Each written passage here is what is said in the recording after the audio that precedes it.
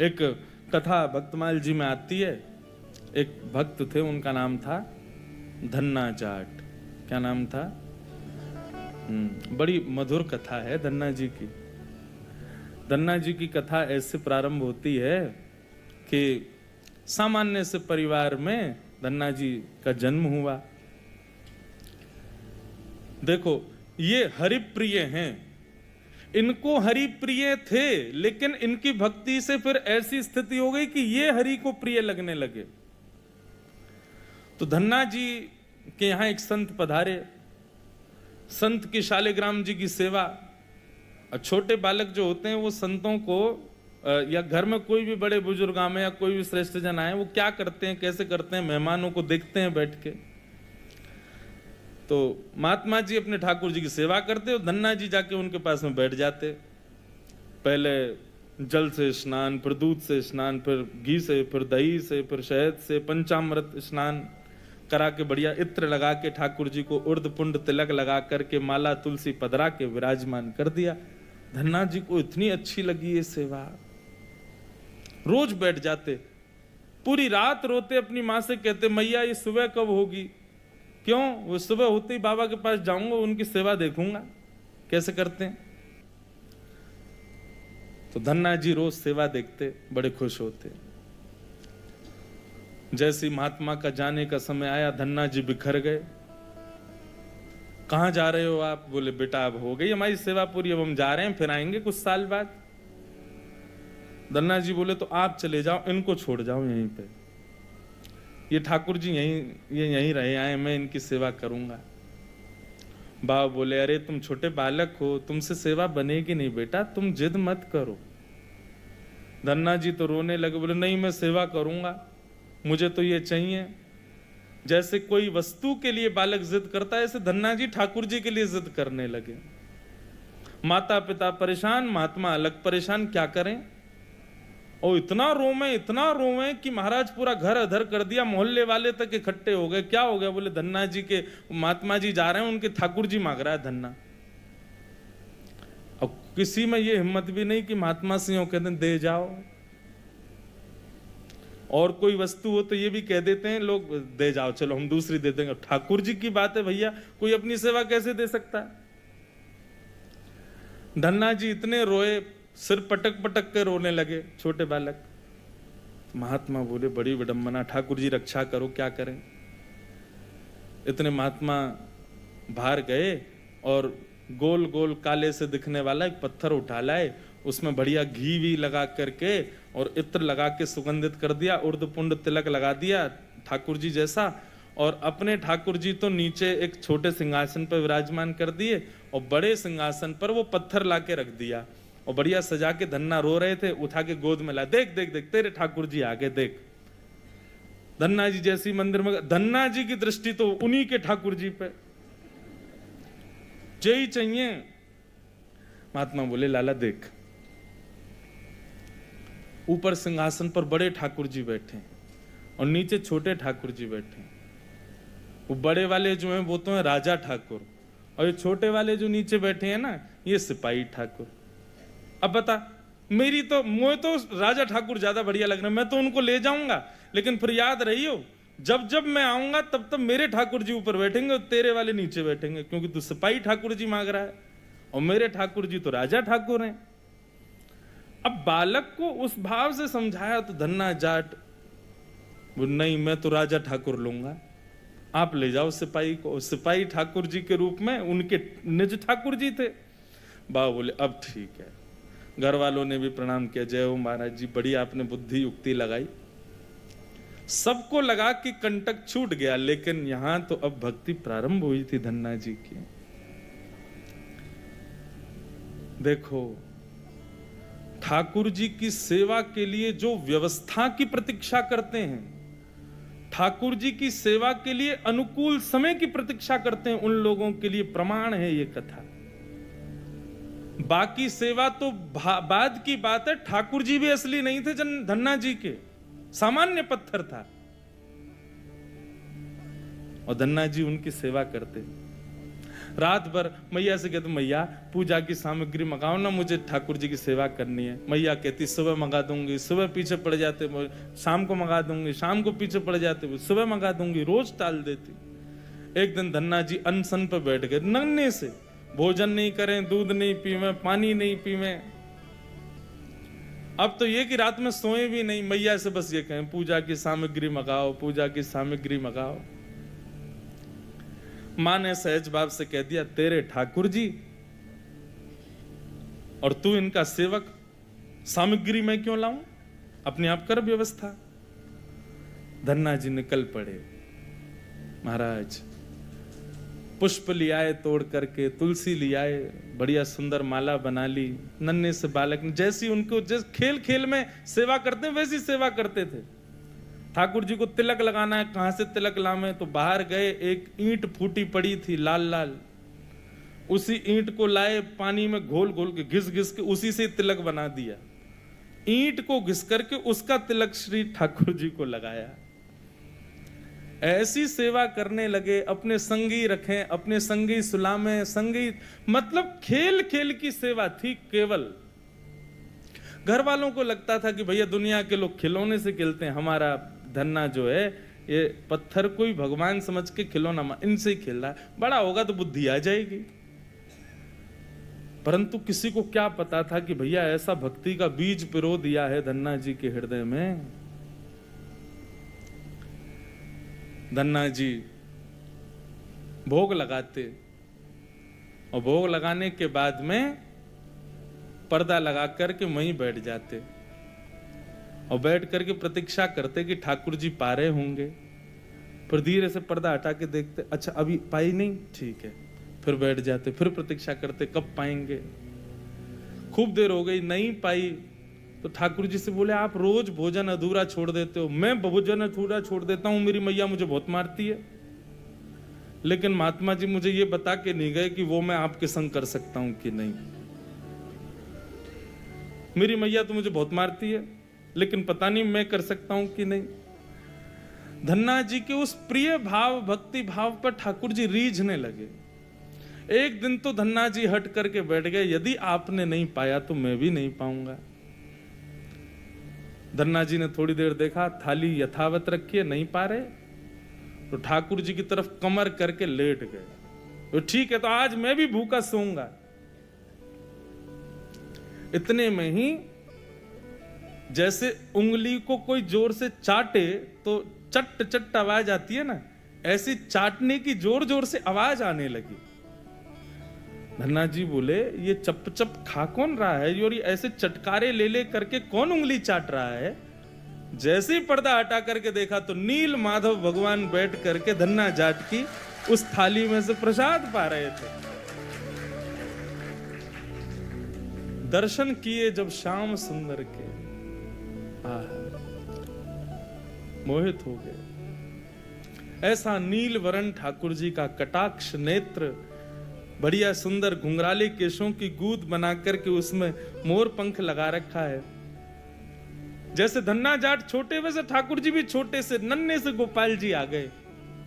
और जैसे मानो पूरे हाथ में सान लेते हैं ना सब्जी छोटे बालक, ऐसे ठाकुर जी ने माखन मिश्री और सारी सब्जी सान रखी है और खूब प्रेम से चाट चाट करके पा रहे हैं। धन्ना जाट बड़ा प्रसन्न हो गया, बोले आप तो बड़े प्यारे हो, आज आप प्रत्यक्ष मेरे सामने आ गए। ठाकुर जी धीरे धीरे अब धन्ना जाट के सखा बनने लगे। धन्ना थोड़ा बड़ा हुआ, गऊ चराने, बछड़ा बछिया चराने जाता तो अपने शालिग्राम, जो शालिग्राम थे ही नहीं, सामान्य पत्थर थे, उनको सजा धजा के बढ़िया अपनी जेब में धर के ले जाता। रास्ता भर उनसे बात करता, नीचे वृक्ष के नीचे बैठ करके ठाकुर जी, अब कोई नहीं है ठाकुर जी प्रकट हो जाओ, तो ठाकुर जी प्रकट हो जाते, धन्ना के साथ प्रेम से पाते। बंधुओं देखो इस कथा से क्या समझ में आ रहा है, धन्ना जी के भीतर ऐसा कौन सा गुण है जिस पर ठाकुर जी रीझ रहे हैं? दीनता। कल हमने एक सूत्र लिया था भक्ति में, अविचार। भगवत भक्ति में विचार नहीं करना है, जो करना है सो करना है। मन में बात आ गई तो बस ठाकुर जी को प्रस्तुत होनी चाहिए। पहला सूत्र। भक्ति का दूसरा सूत्र है दीनता। जितने सीधे, जितने दैन्य, जितनी दीनता में ठाकुर जी की भक्ति में रहोगे, ठाकुर जी उतने प्रसन्न रहेंगे। जितने चतुर बनने का प्रयास करोगे ठाकुर जी के सम्मुख, उतने ही ठाकुर जी दूर भागेंगे। जितना हो सके दीन रहो। ठाकुर जी की भक्ति में किसी भी प्रकार की चतुराई नहीं होनी चाहिए। दीन। धन्ना जी उन्हीं ठाकुर जी को लेकर के चले गए। ठाकुर जी आज बोले, धन्ना तू तो मेरी बड़ी सेवा करे, पर मेरा भी मन करे कि मैं भी तेरी सेवा करूं। सब लोग इधर देखो, कथा सुनो। धन्ना जी बोले, ठाकुर जी ये उचित नहीं है। आप भगवान हो, आप एक ईश्वर तत्व हो, आपकी सेवा हम करें अच्छा लगता है, पर आप हमारी सेवा करो, ये कहां की शोभा है। ठाकुर जी बोले, नहीं धन्ना हम तो तुम्हारी सेवा करेंगे, हमें बताओ हम क्या करें। और भैया ये भक्ति, ये भक्त भगवान वाली बात थोड़ी है। यहां तो सखा हैं, आप हमारे सखा हो, हम आपके सखा। सखा तो आपस में मिल बांट के सब काम करें। बता भैया धन्ना हम क्या करें। धन्ना जाट बोले, तो फिर एक काम करो, आप हमारी गैया चराओ। ठाकुर जी बोले, ये तो हमारे जन्म जन्म को काम है, ये तो हम बड़ी निपुणता से करेंगे। और बंधुओं यही होता, धन्ना जाट अपने घर से गैया लेके जाता और वन में जाकर के ठाकुर जी को जैसे ही बाहर पधराता, इतने में वृक्ष के पीछे से ठाकुर जी आ जाते और ठाकुर जी कहते, धन्ना अब तू जाके आराम कर, हम गैया चरा देंगे। और सारी गैया ठाकुर जी चराते। शाम का समय जब होता तब धन्ना जी जाते और जाके ठाकुर जी को दोबारा अपनी जेब में रख के गैया लेके आ जाते। एक दिन वो महात्मा आ गए जो धन्ना जी को वो पत्थर दे के गए थे। जैसे ही घर पे आए तो धन्ना जी लेटे थे। महात्मा आके बोले, और बताओ भाई धन्ना सब ठीक? अरे गुरुजी आए, गुरुजी जय हो, गुरुजी प्रणाम आपके चरणों में। और बताओ वो कहाँ हैं तुम्हारे राजा भगवान? बोले, भगवान तो गैया चरावे गए हैं अभी। ये समय तो गैया चराने का है ना, गैया चरावे जामे वो रोज। महात्मा बोले, देखो कुछ भी बोलता है, ये अभी बालक ही है, छोटा ही है अभी। माता पिता ही बोले, कहाँ बताएं, ऐसी या की सोच है, गैया ने छोड़ आवे, पता ना कहाँ शाम को ले आवे उन्हें। अरे गुरुजी ये लोग मानते नहीं है मेरी बात। भाई सब लोग विराजमान हो जाओ बस, हाँ बैठ जाओ। क्या बता रहा था मैं? हैं? हाँ गैया चरावे जावे। गुरुजी बोले, तो फिर वो शिला कहाँ है जो हमने तुमको दी थी? बोले, उन्हीं की तो कह रहा हूं गुरुजी, वो गैया चराने गए। गुरुजी बोले, ये तो कुछ भी कह रहा है। नहीं नहीं गुरुजी आप विराजो, मैं आपको एक एक बात बताऊं। और उसने सारी बातें बताई, ठाकुर जी कैसे चटकारे लेके भोजन करते हैं, क्या क्या उससे बातें करते हैं, कैसे उसके संग खेलते हैं, कैसे उसकी पिद्दी पे चढ़ जाते हैं, वो ठाकुर जी की पिद्दी पे चढ़ जाता है। ऐसा मधुर भाव वो प्रस्तुत करे और गुरुजी बैठ के सुनते जाएं। बोले कि इतनी बड़ी बड़ी बातें झूठ में तो नहीं बोल सकता। बोले, गुरुजी मुझे पता है, माता पिता की तरह आप भी मुझ पे भरोसा नहीं कर रहे हो, आपको नहीं विश्वास, चलो मैं दिखाऊं आपको। अभी मेरे ठाकुर जी गैया चरा रहे हैं। गुरुजी को लेकर के वन में गया तो वन में गैयाएं चर रही थी। बोले, कहाँ है तेरे ठाकुर जी? अरे देखो वो दोहरी गैया के पीछे पीछे हाँक रहे हैं, वाकू पीछे पीछे चल रहे हैं वाक्य, देखो ठाकुर जी दिख तो रहे। गुरुजी बोले, हमको नहीं दिख रहे। धन्ना जी दौड़ के ठाकुर जी के पास गए। बोले, मेरे गुरुजी आए हैं, उनको दिख जाओ। भगवान बोले, उनको नहीं दिखेंगे हम बस तुमको ही दिखेंगे, तुम्हारे सखा हैं, तुमको दिखेंगे, सबको थोड़ी दिखेंगे। अरे भैया ऐसा मत करो। क्यों? बोले, आपको और मोको एक दूसरे से मिलवावे वाले तो गुरुजी हैं। गुरुजी यदि मुझको नहीं देके जाते आपको, तो आप मुझे कैसे मिलते? मेरे गुरुदेव हैं, इन्होंने ही तो मुझको दिया था आपको। ठाकुर जी रीझ गए, पुनः पुनः धन्ना को हृदय से लगाए। इसकी भक्ति, ऐसा भाव। इतने में ही नील माधव नीलमणि ठाकुर जी प्रकट हो गए। और जैसे ही प्रकट हुए, दूर खड़े गुरुदेव के एक एक रोम बिलखने लगा, रोने लगे और धन्ना के चरणों में प्रणाम किया। बोले हम सच्चे शालिग्राम से प्रकट नहीं कर पाए, तूने सामान्य पत्थर से प्रकट कर दिया ठाकुर जी को। हम अष्टयाम सेवा से प्रकट नहीं कर पाए और तूने सामान्य पत्थर घिस घिस के तिलक लगा के प्रकट कर दिया ठाकुर जी को। हम 56 भोग पधरा करके ठाकुर जी को प्रकट नहीं कर पाए, तू बेसर की रोटी खवा के ठाकुर जी को चटकारे दिलवाता है। हम यहां ठाकुर जी से प्रार्थना करते हैं, कभी त्रिभंग लली से सीधे लली भी बन जाओ, न पूरे दिन यूं ही खड़े रहो, दर्द है जाता होगा, हाथ में ने हाथ सीधे कर लो। तू ठाकुर जी से गैया चरवा रहा है अपनी। धन्य है धन्ना तेरी भक्ति को। बंधुओं, ठाकुर जी को ऐसे प्रिय भाव अच्छे लगते हैं। आप नियम कितने करते हो, आप साधना कितनी करते हो, आप जप कितने करते हो, आप व्रत कितने करते हो, ये विशेष बात नहीं है, पर 10 मिनट भी ठाकुर जी के सन्मुख बैठते हो, किस भाव से बैठते हो, वो भाव प्रिय है। ठाकुर जी भाव का सेवन करते हैं। इतनी कथाएं सुनने के बाद भी, वृंदावन जाने के बाद भी, ऐसे संकीर्तन करने के बाद भी, तिलक लगाने के बाद भी यदि भाव प्रकट नहीं हुए तो कैसी भक्ति हमारी। समय व्यर्थ मत करो फिर भक्ति के पथ पर आके। अनुभूति हो, ठाकुर जी के ऐसे भाव प्रकट हो, तब हमारी भक्ति श्रेष्ठ है, तब हमारा तिलक लगाना श्रेष्ठ, हमारा एकादशी व्रत रखना श्रेष्ठ, हमारा गुरु मंत्र का जाप करना श्रेष्ठ। केवल नियम तक सीमित मत रहिए कि बस हमको नियम पूर्ण करना है, अपना हो गया काम, बस माला जपी छोड़े चल दिए काम को। नहीं, एक बात कहें, भक्ति में थोड़े हठीले बनो, ठाकुर जी से थोड़े थोड़े हट करो। नाथ, इतनी आयु होती जा रही है, हम बड़े होते जा रहे हैं, कब मिलोगे आप? बस 24 घंटे यूं ही बैठे रहोगे? हमको इससे सुख नहीं है। हमारे लिए तो आपको कुछ लीला तो करनी पड़ेगी, कभी कभी करो हट। सब भक्तों ने हट किया। आजकल लोग भक्त हट ही कहां करते हैं ठाकुर जी से।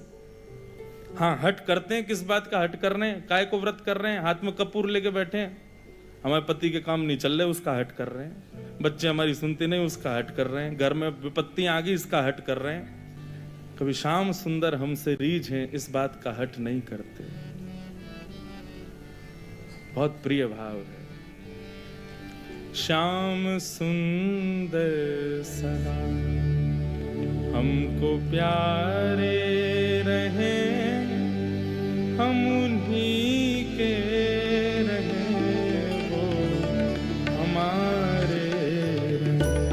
श्याम सुंदर सदा हमको प्यारे रहे, हम उन्हीं के रहे, वो हमारे रहे। श्याम सुंदर सदा हमको प्यारे रहे, हम उन्हीं के रहे, वो हमारे रहे। श्याम सुंदर सदा हमको प्यारे रहे, हम उन्हीं के रहे, वो हमारे।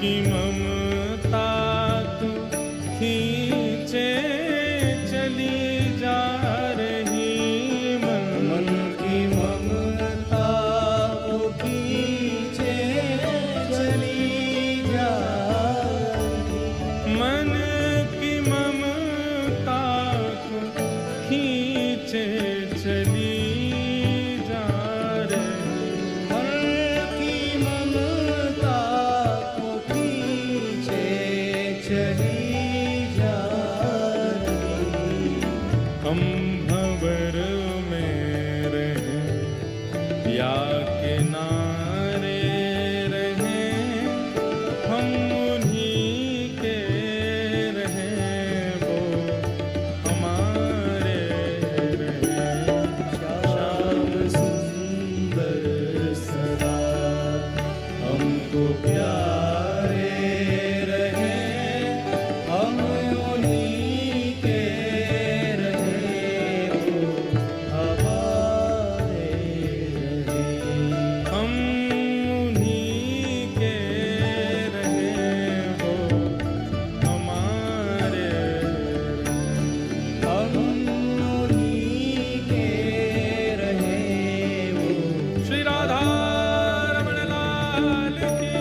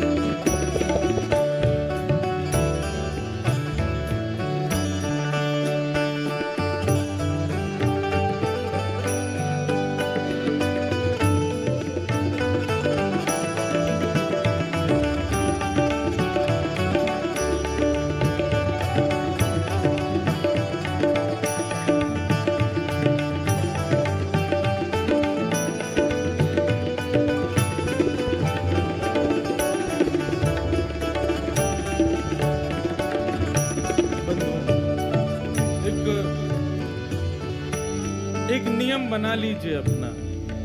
कोई और नियम आप करो ना करो आपके ऊपर है, पर हमारे हिसार आने की एक दक्षिणा हमको दे दीजिए। हमारी एक बात मान लीजिए, आज के बाद श्री राधा रमण जी से गैर संबंधी कोई भी वस्तु हो उसको स्वीकार मत करो।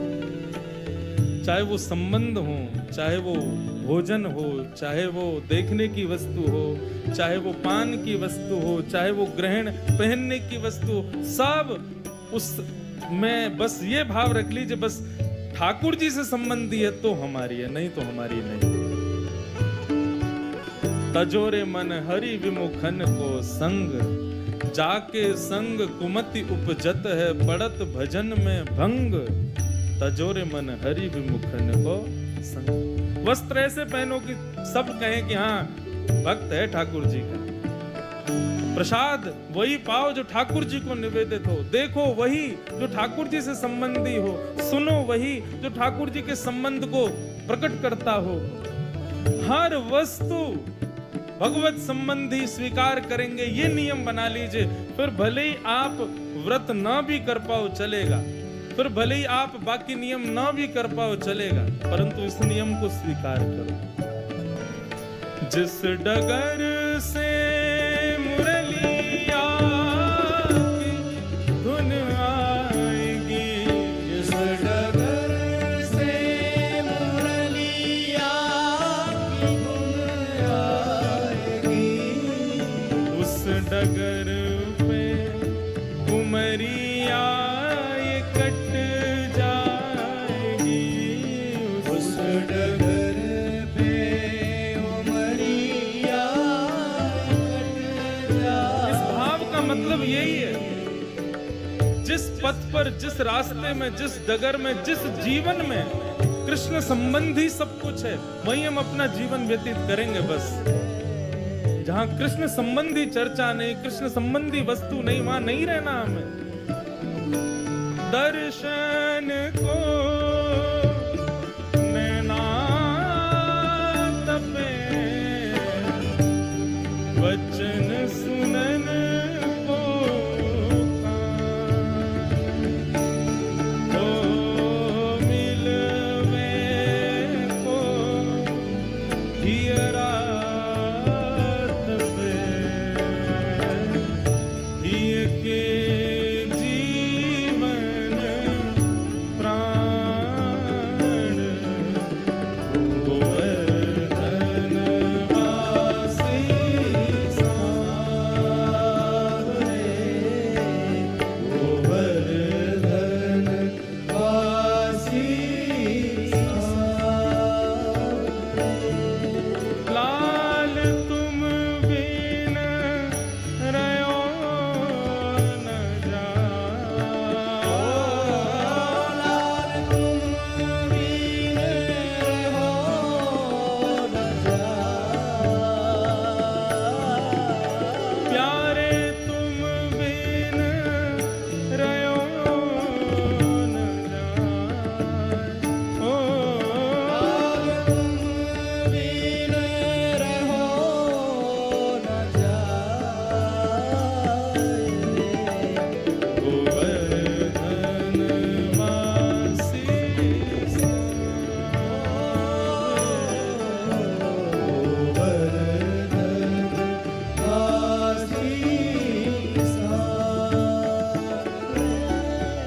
जिस डगर से मुरलिया की धुन आएगी, जिस डगर से मुरलिया की धुन आएगी, उस डगर पे उमरिया कट जाएगी, उस डगर पे उमरिया कट जाएगी, उस डगर पे उमरिया कट जाएगी, उस डगर पे उमरिया कट जाएगी।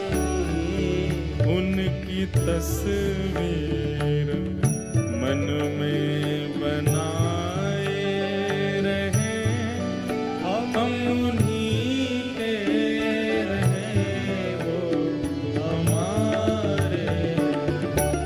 श्याम सुंदर सदा हमको प्यारे रहे, हम उन्हीं के रहे, वो हमारे रहे। हम उन्हीं के रहे, वो हमारे। हम उन्हीं के रहे, वो हमारे रहे। उन्हीं के रहे, वो हमारे। हम उन्हीं के रहे, वो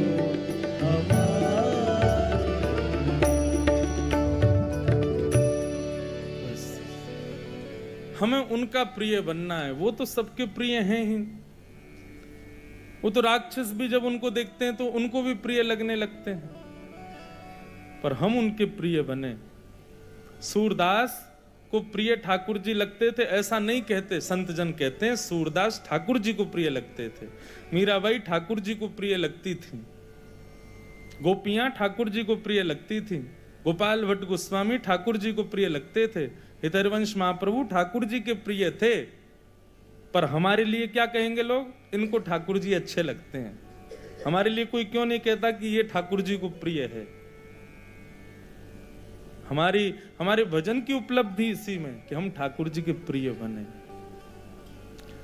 धन्ना के भक्ति भाव को संत ने प्रणाम किया, बोले कि हम तो भैया सच्चे शालिग्राम में से ना प्रकट कर पाए, तेने पत्थर में से प्रकट कर दिए।